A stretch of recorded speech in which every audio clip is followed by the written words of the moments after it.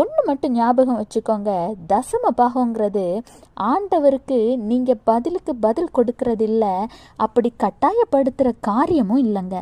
அவர் உங்கள் வாழ்க்கையில் உங்களுக்கு தந்த ஆசீர்வாதங்களுக்காக நீங்கள் மனப்பூர்வமாக நன்றி சொல்ல விதமாக நீங்கள் ஆண்டவருக்கு செலுத்துகிற ஒரு சிறிய கனம்தான்.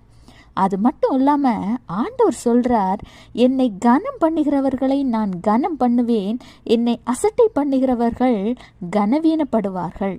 ஆனால் ஒன்று மட்டும் ஞாபகம் வச்சுக்கோங்க, நீங்கள் ஆண்டவருக்கு கொடுக்குற ஒவ்வொரு ரூபாய்க்கும் உள்ள பிரதிபலனை உலக வாழ்க்கையில் அடைய தான் செய்வீங்க.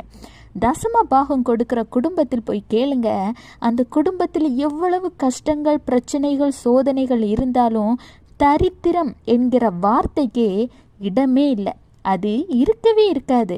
ஏன்னா ஆண்டவருக்கு அவங்க கரெக்டாக தசம பாகம்